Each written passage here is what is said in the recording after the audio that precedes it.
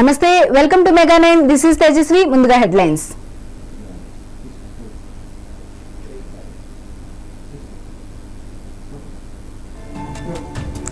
నేడు పలు అంశాలపై సీఎం చంద్రబాబు సమీక్ష. పథకాల అమలు తీరు, ఆర్టీజీఎస్ పై చర్చ.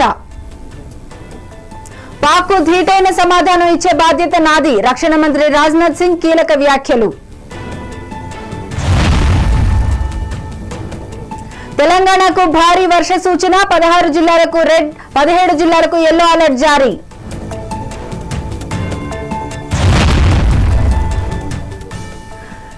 నేడు Sunrisers Hyderabad versus Delhi Capitals Hyderabad వేదికగా రాత్రి 7:30 మ్యాచ్. ఖమ్మం జిల్లా మధిరలో డిప్యూటీ సీఎం భట్టి విక్రమార్క పర్యటించారు. వైఎస్ఆర్ విగ్రహం సమీపంలో అండర్ గ్రౌండ్ డ్రైనేజ్ నిర్మాణ పనులకు భట్టి భూమి పూజ చేసి పనులు ప్రారంభించారు. పట్టణంలో అండర్ డ్రైనేజ్ ఏర్పాటుకు 128 కోట్ల రూపాయలు మంజూరు చేయించి పనులు ప్రారంభిస్తున్నట్లు ఆయన వెల్లడించారు. ప్రజలకు మెరుగైన మౌలిక వస్తువుల కల్పనకు ప్రజాప్రభుత్వం చర్యలు తీసుకుంటుందని భట్టి తెలిపారు.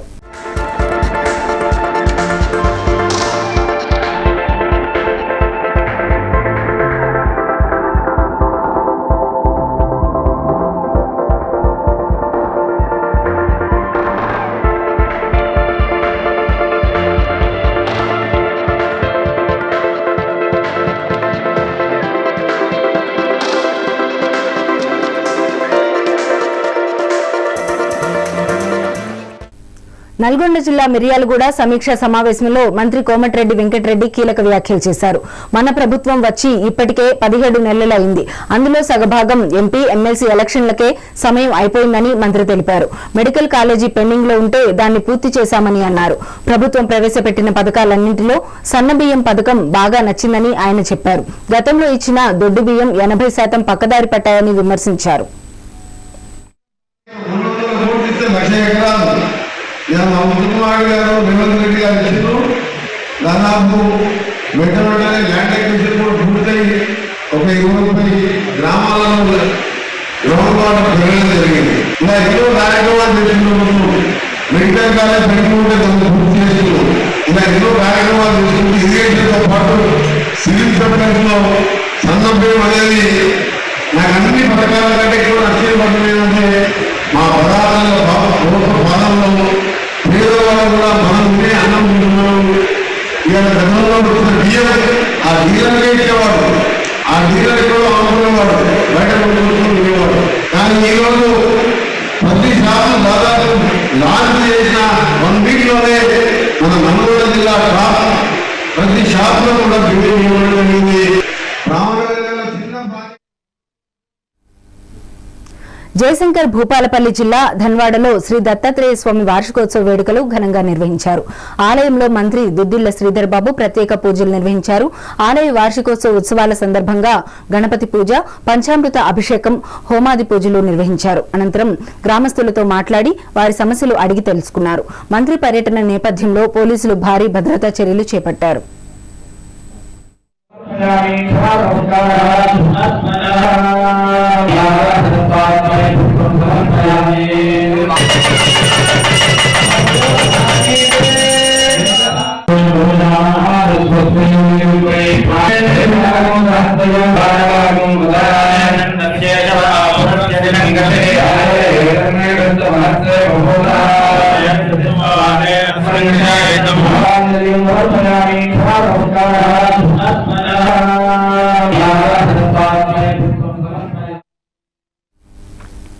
పశ్చిమ గోదావరి జిల్లాలో అకాల వర్షాలు బీభత్సం సృష్టించాయి. కల్లాల్లో ఉన్న ధాన్యం తడిచిపోయిందని రైతులు ఆవేదన వ్యక్తం చేశారు. ఈ సంవత్సరం దిగుబడి బాగుంది అనుకుంటే ఈ వర్షాలతో తీవ్రంగా రైతులు నష్టపోయామని రైతన్నలు ఆందోళన చెందుతున్నారు. ప్రభుత్వం టార్గెట్ పేరుతో ధాన్యం కొనుగోలు ఆపేసిందని, రోడ్లపై పోసిన రాసులు, లారీల్లో రోడ్లు అన్ని తడిచిపోయాయని తెలిపారు. ప్రభుత్వం వెంటనే ధాన్యం రైతుల దగ్గర నుండి కొనుగోలు చేయాలని వారు డిమాండ్ చేశారు.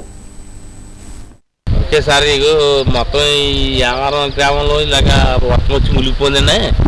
మరి మీరు ఏమైనా దయతలిసి మేము రైతు పాటు ఇలాగ ఉన్నాయండి, మునిగిపోయి ఇది ధాన్యం అంతా తడిచిపోయిందండి. అప్పులు చేసి ఇలా బాధపడుతున్నాం సార్. ఇలా అప్పులు చేసి ఇబ్బందులు ఉన్నాను సార్. మీరు తిరిగి మాకు ధాన్యం స్పీడ్గా పోయిపోతుంది. మాకు అకాల వర్షాల వల్ల మేము కోసి పైన వేసుకున్నాం.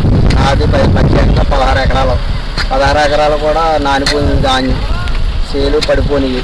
దానివల్ల మాకు ప్రభుత్వం వారు ఏదన్నా వెంటనే సహాయం చేసి ఈ ధాన్యాన్ని కొనుగోలు చేసేలాగా చర్య తీసుకోవాల్సిందిగా. అంతకుముందు ప్రభుత్వం కూడా ఏ విధమైన తారబార్లు కానీ ఏమీ ఇవ్వలేదు. అప్పుడే సంవత్సరాలు ఉంది ప్రభుత్వం వచ్చిన, మాకు ఒక తారబార్లు కానీ రైతుకి ఏ విధమైన సహకారం ఇప్పుడు దాకా ఏం చేయలేదు. దాని గురించి మాకు తారబార్లు అన్నీ. ప్రపంచ రికార్డు సాధనలో యార్లగడ్డకు భాగస్వామ్యం గర్వకారణమని అవనిగడ్డ ఎమ్మెల్యే మండలి బుద్ధప్రసాద్ అన్నారు. ఆదివారం సాయంత్రం చల్లపల్లి మండలం పురిటిగడ్డలో ఉభయ తెలుగు రాష్ట్రాల యోగ చైతన్య యాత్ర ప్రపంచ రికార్డు యూనియన్ మహాసూర్య వందనపు 2025 విజేతలకు సర్టిఫికెట్ల పంపిణీ కార్యక్రమం జరిగింది. ప్రణవ సంకల్ప సమితి అధ్యక్షుడు పతంజలి శ్రీనివాస్ ఆధ్వర్యంలో ఏప్రిల్ 7వ తేదీ ప్రపంచ ఆరోగ్య దినోత్సవం రోజున అరకు 21,850 మంది యోగా సాధకులతో 108 నిమిషాలలో 108 సార్లు సూర్య నమస్కారాలు చేయడం ద్వారా ఈ ప్రపంచ రికార్డు సాధించారు. ఈ సందర్భంగా 15 మంది విద్యార్థులకు, గుంటూరు జిల్లాకు చెందిన 9 మందికి అవార్డు సర్టిఫికెట్లు, జ్ఞాపికలను ఎమ్మెల్యే చేతుల మీదుగా అందజేశారు. అనంతరం ఎమ్మెల్యే బుద్ధప్రసాద్ ప్రధాని నరేంద్ర మోడీ, సీఎం చంద్రబాబు నిరంతర యోగ సాధన ద్వారానే అభివృద్ధి సాధన కోసం నిరంతరం శ్రమించే శక్తిని పొందుతున్నారని తెలిపారు. దేశ, రాష్ట్ర అధినేతలు ఇద్దరు యోగాకు అత్యంత ప్రాముఖ్యత ఇస్తున్నారన్నారు. రాబోయే యోగా దినోత్సవం మరెన్నో అద్భుతమైన రికార్డులు సాధించే స్థాయిలో జరగబోతోంది అన్నారు. శ్రీ సత్యసాయి జిల్లా హిందూపురం రహమత్పురం సర్కిల్లో వైఎస్ఆర్ స్తూపాన్ని తొలగించారు టీడీపీ కార్యకర్తలు. బాలయ్య పద్మభూషణ్ పురస్కారం అందుకున్న సందర్భంగా హిందూపురంలో టీడీపీ శ్రేణులు పౌర సన్మాన కార్యక్రమం చేపట్టారు. అందులో భాగంగా హిందూపురం పట్టణంలోని ప్రధాన కూడళ్లలో టీడీపీ నాయకులు దారికి అడ్డంగా ఫ్లెక్సీలు ఏర్పాటు చేశారు. ఈ నేపథ్యంలో ఫ్లెక్సీలకు అడ్డం వస్తుందని ఆ చోటులో వైఎస్ఆర్ స్తూపం తొలగించారు. దీంతో హిందూపురం వైసీపీ నాయకులు రోడ్డుపై బైఠాయించి ధర్నా నిర్వహించారు. స్తూపం అదే స్థానంలో ఉంచే వరకు కదిలేదు లేదని నిరసన వ్యక్తం చేశారు. మున్సిపల్ అధికారులు ఏర్పాటు చేస్తామని హామీ ఇవ్వడంతో వైసీపీ శ్రేణులు ధర్నా విరమించారు.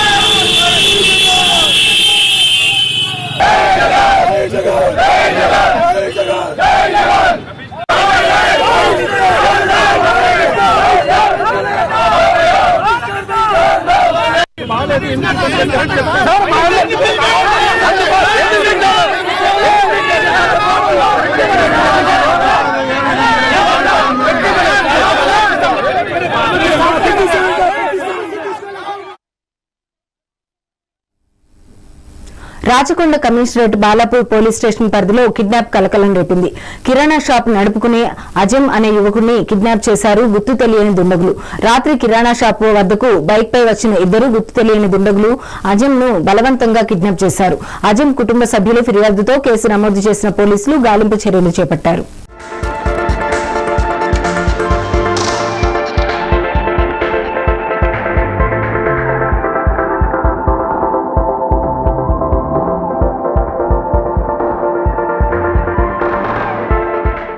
मेरे भाई का नाम मोहम्मद आदम है। 8 बजे के करीब आके लोग उसको गैर जरूरी मार के करके जबरदस्ती गाड़ी पे बिठा के लेके चले गए। कहाँ लग गए, किधर लग गए, अभी तक कुछ भी मालूम नहीं है। ये हेराकुंडा सादत नगर है। ये मेरे भाई की दुकान है, आप देख सकते हैं पूरा सामान आमन गिरे हुआ है। तो कितने लोग कैसा है? 8-10 जने थे भाई, 8-10 जने थे। उसके कौन थे क्या है नहीं मालूम मेरे को। मैं आए तक यही ज्यादा मार दिए थे उसको, पूरा खून में था उन्हें। अब कहाँ लग गए, किधर लग गए नहीं मालूम। मतलब कुछ कितना की काफी टाइम हो गया उसको लेके जाके, कहाँ लग गए, किधर लग गए, अभी तक कुछ भी नहीं मालूम। मेरे भाई का नाम मोहम्मद आदम है। 8 बजे के करीब आके लोग उसको गैर जरूरी मार के करके जबरदस्ती गाड़ी पे बिठा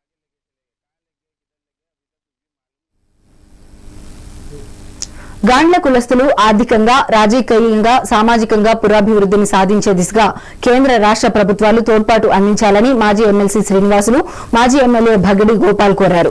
తిరుపతిలోని ఓ ప్రైవేటు హోటల్లో ఏర్పాటు చేసిన ఆత్మీయ సమావేశంలో ముఖ్య అతిథులుగా మాజీ ఎమ్మెల్సీ గౌనివారి శ్రీనివాసులు, మాజీ ఎమ్మెల్యే భగిడి గోపాల్ పాల్గొన్నారు. ఈ సందర్భంగా ప్రపంచ ప్రసిద్ధిగాంచిన తిరుమల శ్రీవారి పాదాల చెంత తిరుపతిలో గాండ్ల కులస్తులకు కమ్యూనిటీ భవన్ ఏర్పాటు చేయాలన్నారు. దాని నిర్మాణం కోసం రాష్ట్ర ప్రభుత్వం కొంత స్థలాన్ని కేటాయించాలని కోరారు. ముఖ్యంగా ఈరోజు తిరుపతి యొక్క పుణ్యక్షేత్రంలో కులానికి సంబంధించి ఒక భవన వస్తు ఉంటే బాగుంటుందనేటువంటి విషయాన్ని హరికృష్ణ గారు మా దృష్టికి తీసుకురావడం జరిగింది. మేమందరూ కూడా కలిసి తప్పకుండా గౌరవ ముఖ్యమంత్రి గారి దృష్టికి తీసుకెళ్లి ఈ యొక్క తిరుపతి పుణ్యక్షేత్రంలో ఒక స్థలాన్ని గాండ్ల కులంకి కేటాయించే విధంగా కూడా చర్యలు తీసుకునే విధంగా కూడా మేము చర్యలు తీసుకుంటామనేటువంటి విషయాన్ని కూడా తెలియజేస్తూ ఆ విద్యా వ్యవస్థని ముందుకు తీసుకురావడానికి, మన కులంలో ఉన్నటువంటి వాళ్ళందరూ కూడా చదువుకొని ముందుకు రావడానికి రేపు మనం అక్కడ భవన వ్యవస్థ ఏర్పాటు చేసుకున్నప్పుడు ఆ భవనంలో ఒక హాస్టల్ వస్తు కూడా కల్పించి అక్కడ బీదగా ఉన్నటువంటి గాండ్ల కులస్తులకి, బీద విద్యార్థులకి వాళ్ళకి వసతి సౌకర్యం కానీ, భోజన వస్తువులు కానీ కల్పిస్తే వాళ్ళు ఉన్నతమైనటువంటి స్థానానికి వచ్చేటువంటి పరిస్థితి ఉంటుంది. కాబట్టి సవినయంగా తెలియజేసుకుంటున్నాం. ముఖ్యంగా ఈరోజు తిరుపతి యొక్క పుణ్యక్షేత్రంలో కులానికి సంబంధించి ఒక భవన ముఖ్యమంత్రి గారిని ఒక్కసారి కలిస్తే తిరుపతి నిజానికి రాష్ట్రానికి రాజధాని అమరావతి అయినా కూడా మరి దైవాంశ సంభూతుడైనటువంటి కలియుగ వెంకటేశ్వర స్వామి, దైవ సమానులైనటువంటి కలియుగ వెంకటేశ్వర స్వామి తిరుపతిలో ఉన్నటువంటి ఈ ప్రాంతంలో సంక్షేమ భవనము, కుల సంఘం ఆఫీసు, అదేవిధంగా హాస్టల్ వసతి కల్పించడం అనేది శ్రీనివాసులు గారికి ఒక పెద్ద సమస్య కాదని కూడా మిక్కిలి వినయంగా ఈ సందర్భంగా తెలియజేసుకుంటూ మేమందరం కలిసి అదే ప్రథమ డిమాండ్గా స్వీకరిస్తామని చెప్పిన కూడా తెలియజేస్తాం. ముఖ్యమంత్రి గారిని ఒక్కసారి కలిస్తే. నల్గొండ జిల్లా ఎస్ఎల్బీసీ టన్నెల్లో భిన్న పరిస్థితులు నెలకొన్నాయి. టన్నెల్ ఇన్లెట్ వైపు ప్రమాదం జరిగి 72 రోజులు అవుతున్నా మృతదేహాల జాడ కూడా దొరకలేదు. అవుట్లెట్ వైపు టన్నెల్ మిషన్ బేరింగ్ పనులు కొనసాగుతున్నాయి. 4 లక్షల ఎకరాలకు గ్రావిటీ ద్వారా సాగునీటి అందించాలనే లక్ష్యంతో నిర్మిస్తున్న ప్రాజెక్టు భవితవ్యం ప్రశ్నార్థకంగా మారింది. ఎస్ఎల్బీసీ టన్నెల్ ప్రస్తుత పరిస్థితిపై మరింత సమాచారం మా ప్రతినిధి వెంకటరెడ్డి అందిస్తారు. ద్వారా నీళ్లు అందించేందుకు తెలంగాణ ప్రభుత్వం చేపట్టినటువంటి ప్రాజెక్టులు ఇక జరిగిన 72 రోజుల క్రితం ప్రమాదానికి సంబంధించి కూడా పూర్తి స్థాయిలో తెలంగాణ ప్రభుత్వం అయితే పనులు నిలిపేసిన దశలో ఇక ఓవైపుకు రైతాంగం ఆందోళనలో ఉన్నారని చెప్పొచ్చు.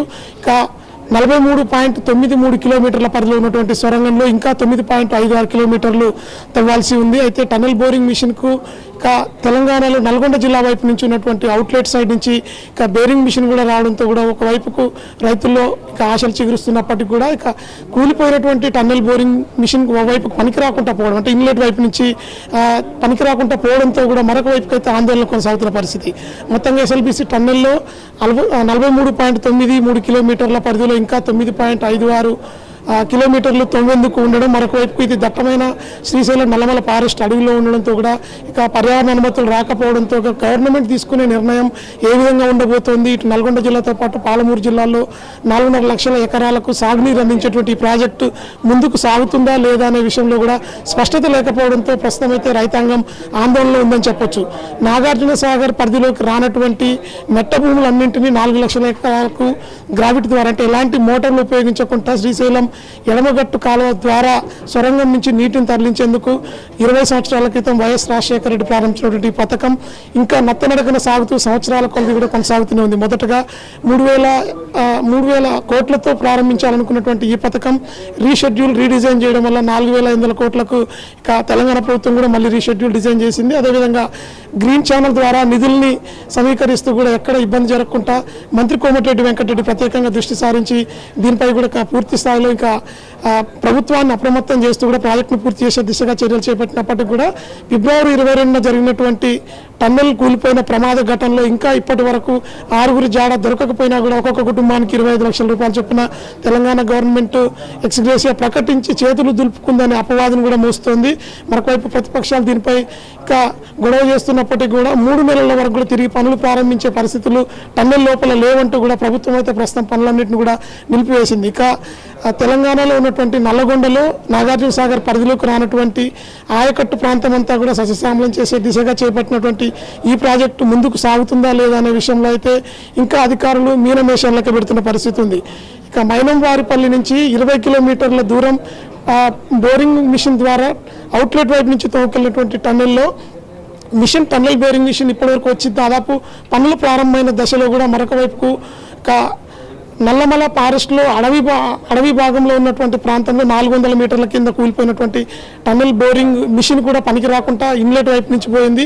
అవుట్లెట్ వైపు నుంచి పనులు ప్రారంభం కావడానికి మరొక 2 నెలల సమయం పడుతున్న నేపథ్యంలోనే ఈ పనులు ముందుకు సాగుతాయా, ఎన్ని నెలల్లో ఈ ప్రాజెక్ట్ పూర్తి చేస్తారు అనే విషయంలో కూడా ఇరిగేషన్ శాఖ అధికారులు కూడా చెప్పలేని పరిస్థితి ఉండడంతో కూడా రైతాంగం అంతా ఆందోళనలో ఉందని చెప్పొచ్చు. ప్రస్తుతం పుట్టంగండి ద్వారా నల్గొండ జిల్లా ప్రాంతంలో ఇక ఎత్తిపోతల పథకం ద్వారా మాత్రమే ఇటు హైదరాబాద్ జంట నగరాలకు తాగునీటిని అందిస్తూనే నల్గొండ జిల్లాలో ఉన్నటువంటి ఉదయ సముద్రంకు కూడా నీటిని తరలించే దిశగా ప్రభుత్వం అయితే తాత్కాలిక ఏర్పాట్లు చేస్తుంది. అయితే దానికి విద్యుత్ బిల్లు లక్షల్లో వస్తుండడంతో కూడా కొంతకాలం నిధులు లేక కూడా కుంటు సాగు చెప్తున్నటువంటి ప్రభుత్వం ప్రస్తుతం అయితే గ్రీన్ ఛానల్ ద్వారా నిధులు ఇస్తున్నప్పటికీ కూడా ఎప్పటి వరకు ప్రాజెక్టు పూర్తవుతుందో అనే విషయంలో అయితే స్పష్టత లేకుండా పోయింది. ఇది ప్రస్తుతం ఎస్ఎల్బీసీ టన్నెల్లో 2 వైపుల నుంచి అటు మహబూబ్నగర్ జిల్లా దోమలపెంట నుంచి ఇన్లెట్ వైపు కూలిపోయిన ఘటన, మరొక వైపుకు టన్నెల్ అవుట్లెట్ సైడ్ నుంచి నల్గొండ జిల్లా నుంచి మైనంపల్లి వారి వద్ద ఉన్నటువంటి టన్నెల్ బోరింగ్ మిషన్లో బేరింగ్ లేకుండా కూడా పనులు నిలిచిపోయిన పరిస్థితితో మొత్తం అగమ్య గోచరంగా ఎస్ఎల్బీసీ టన్నెల్ ప్రాజెక్ట్ నిలిచిపోయిందని చెప్పొచ్చు. ఇది ప్రస్తుతం ఎస్ఎల్బీసీ టన్నెల్కి సంబంధించినటువంటి తాజా అప్డేట్. మధుతో వెంకటరెడ్డి, మెగా 9 టీవీ, హైదరాబాద్. అనంతపురం జిల్లా గార్లదిన్నె పోలీసులు క్రికెట్ బెట్టింగ్ పై ఉక్కుపాదం మోపారు. 3 క్రికెట్ బెట్టింగ్ రాయులను అరెస్ట్ చేశారు. 4 లక్షల నగదు, 3 సెల్ ఫోన్లు స్వాధీనం చేసుకున్నారు. ఈ సందర్భంగా నిందితుల వివరాలు అనంతపురం రూరల్ డీఎస్పీ వెంకటేశ్లు వెల్లడించారు. ఐపీఎల్ సీజన్ ను క్యాష్ చేసుకుంటూ అమాయకపు ప్రజలను బెట్టింగ్ ఆశ చూపి బెట్టింగ్ కు పాల్పడుతున్నట్లు తెలిపారు. పక్కా సమాచారంతో పోలీసు బృందం 3ని అరెస్ట్ చేసిందని తెలిపారు. రాజశేఖర్ రెడ్డి, రాజశేఖర్, అదేవిధంగా తెలంగాణ సంబంధించి సుధీరెడ్డి, భాస్కర్ రెడ్డి ఒక యాప్ ఉంది, క్రికెట్ యాప్ లో ఫ్లెక్స్ యాప్ ఉంది. దాంట్లో నా పాయింట్స్ ఉంటాయండి. ఆ పాయింట్స్ ట్రేడింగ్ పట్టేసి ఎవరు మ్యాచ్ గెలుస్తారు, ఎవరు వినేతారు అనేది దాని మీద ఈ ప్రజల్ని చాలా మందిని. ఛాంపియన్షిప్ క్రికెట్ టోర్నమెంట్ విజయవంతంగా ముగిసింది. తెలంగాణ రాష్ట్ర యువజన కాంగ్రెస్ అధ్యక్షులు జక్కిడి శివచరణ్ రెడ్డి ఆధ్వర్యంలో క్రికెట్ ఖేలో నషా చోడో అనే నినాదంతో మారుమోగిపోయింది. నో డ్రగ్స్ నో బెట్టింగ్ అంటూ ఎల్బీ స్టేడియంలో ఏప్రిల్ 27 నుండి ఏప్రిల్ 4 వరకు T20 టోర్నమెంట్ ఘనంగా నిర్వహించారు. ఈ టోర్నమెంట్ కు ముఖ్య అతిథులుగా Rajya Sabha MP Anil Kumar Yadav, BC finance corporation chairman Nuthi Srikanth Goud హాజరయ్యారు. జక్కడి శివచరణ్ రెడ్డి యువతను మేలుకొల్పే దిశగా ఈ టోర్నమెంట్ నిర్వహించడం జరిగిందన్నారు.